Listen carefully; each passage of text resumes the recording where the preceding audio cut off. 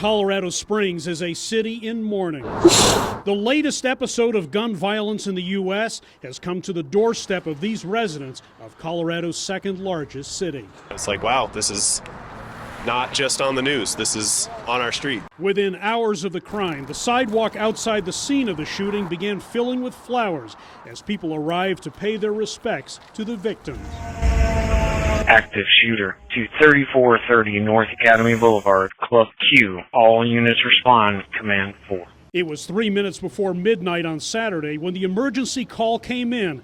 A man had just entered Club Q, a gay nightclub, and immediately started firing. I was on the dance floor when the shooting occurred. I heard 4 to 5 shots ring out. I thought it was a part of the music, so I kept dancing. Another burst of gunfire sent Joshua Thurman running for cover.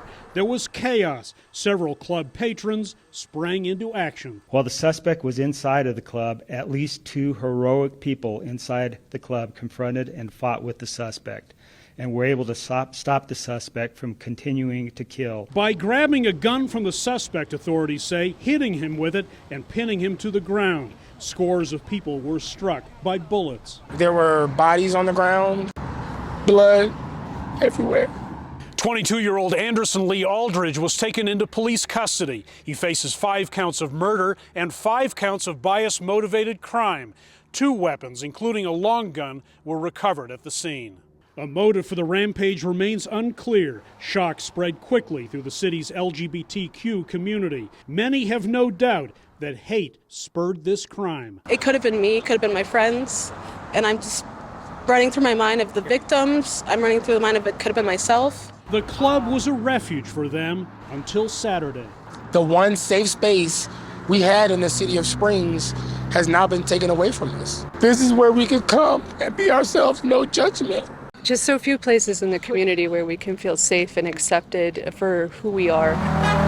Change is overdue, some said, not a new refrain after these types of attacks. Getting sick of laying flowers and talking about gun control and some of the old kind of tired arguments right now. Colorado is grieving after yet another shooting, yet more anger, yet more tears. We're so much better than this. Have to carry yourselves. Hendrik Sabrandi, CGTN, Denver.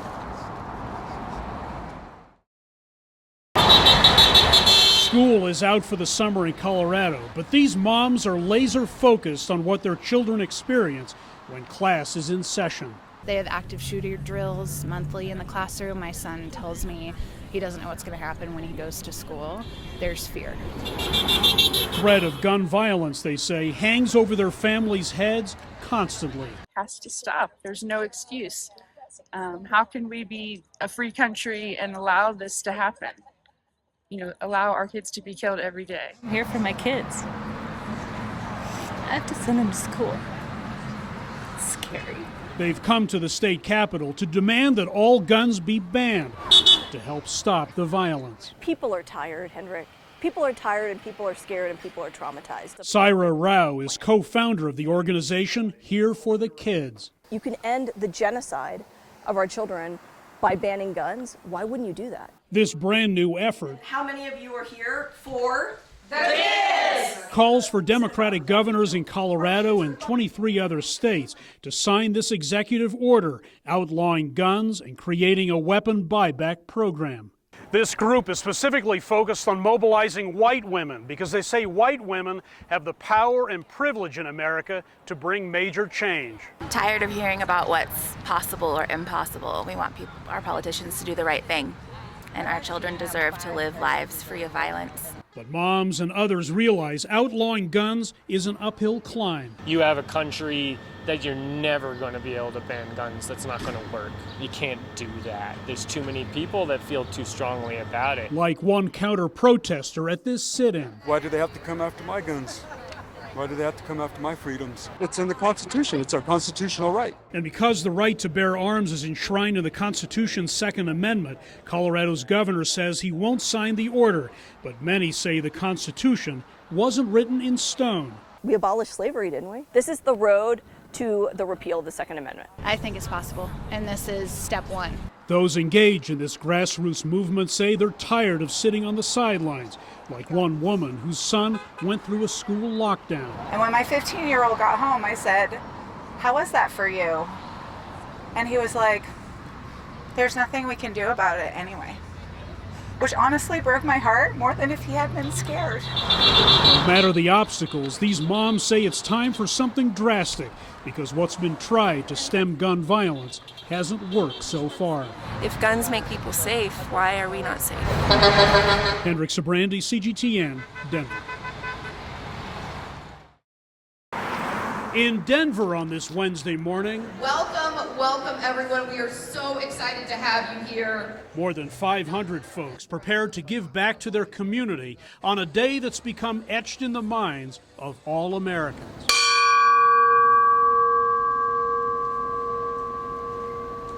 "9/11 is a day to remember more than 3,000 lives lost.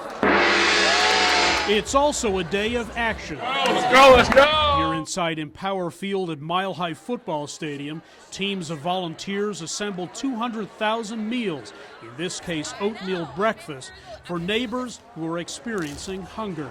So we really appreciate everyone being here. Stephen Popper is the head of Meals of Hope, a nonprofit that works to alleviate hunger around the country, and led efforts like these in 21 different cities on this National Day of Service, a concept launched after 9/11 by New Yorkers who were directly affected by the terrorist attacks. They figured the best way to do that is to take what really was a horrible experience and change it into something that is really a day of service, a day of good. Hunger is a very real problem in America. The numbers are sobering. According to the organization Feeding America, 47 million Americans are food insecure, including 1 in 5 children.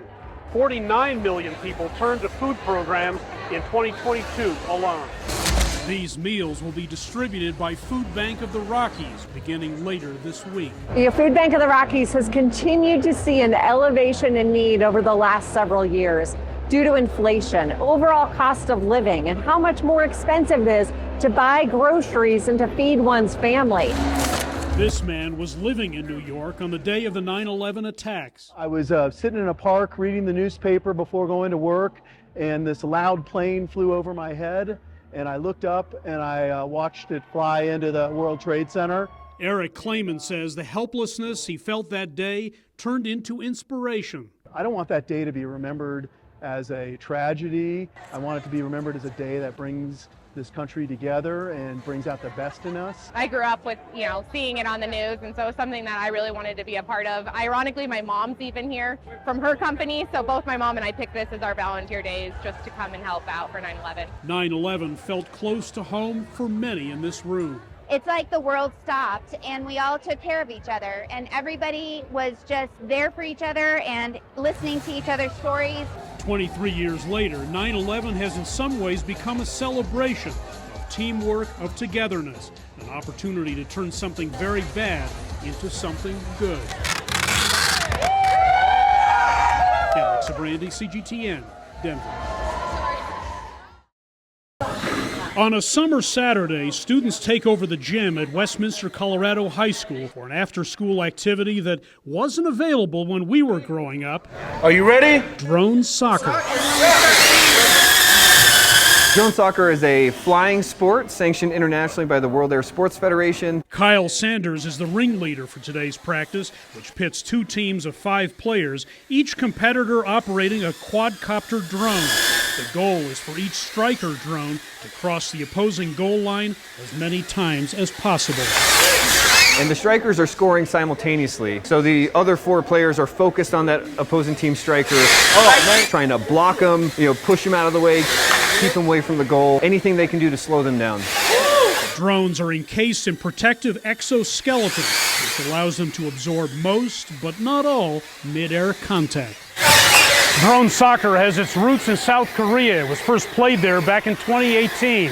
It's since taken off globally, most definitely here in the U.S. Welcome, everybody. That 2018 competition has given way to scores of STEM-related robotics programs, which, as parents are discovering, are meant to encourage their kids to consider a flying future at a time when pilots are in real demand. Turn it off.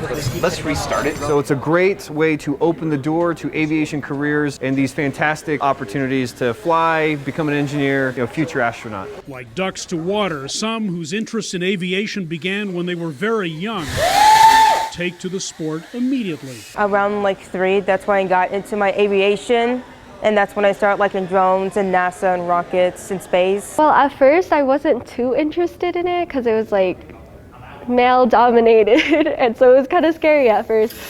Oh, all these sports are so physical, but then this drone soccer, it's like all brains kind of thing, and I was all about the brain. Oh wait, you're recalibrating. This sport requires a combination of different skills. Really, really good communication. What makes a good drone pilot is reflexes and reaction time, but focus, really. In my opinion, definitely patience. If you do try to rush this sport can be very complicated and it can be harder to fly a drone. Drone soccer was included in the recent World Air Games in Alabama, and more national competitions are planned. The action, consisting of 3 3-minute rounds of drone-to-drone combat, is intense and brief. The batteries on these vehicles only last so long. The interest in drones right now is very, very high, and I think this is a great format. So my hope is, yes, that it'll catch on. Some compare this futuristic-looking sport to a scene out of Star Wars. Its future may be now. Let's clap it up for drone soccer. Hendrik Sabrandi, CGTN, Westminster, Colorado.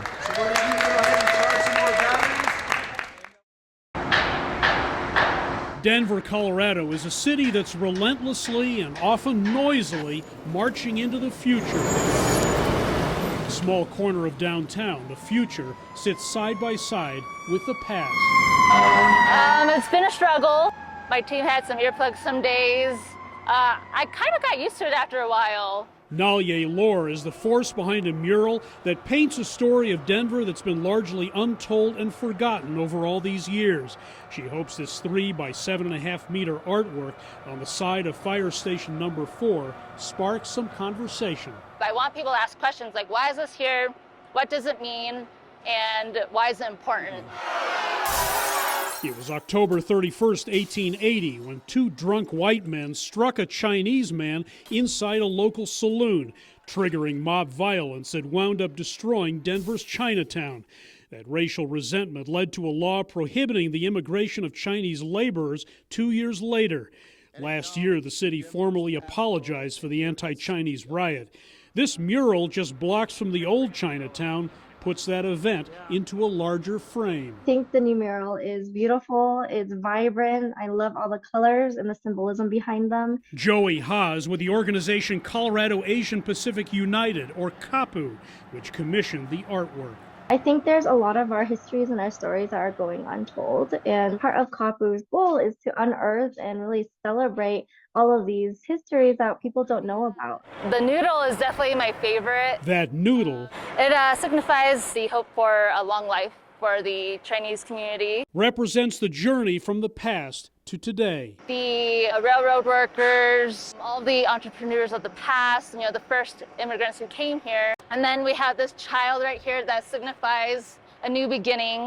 A doctor here, a businessman, a woman on her phone. These characters spell out a Chinese proverb which says, "Be not afraid of moving slowly, be afraid of standing still." The mural shows the pivotal role that's been played by the Chinese community in shaping Denver. And at a time when incidents targeting Asian Americans are back on the rise in America, it depicts the pain that's been felt along the way. It's important, as humans, that we learn from our mistakes. And then as a society, in the same way, we must learn about our dark parts of our history so we make sure that they don't happen again. That education will involve new Chinatown-related historical markers, perhaps eventually a culture museum. This QR code helps people find out more. Then that is officially it, and we are done. The mural will be formally dedicated during a special ceremony next month. Hendrik Sabrandi, CGTN, Denver. Yay! Just call all the brothers, we need a hand, we all need Oh, I love that song.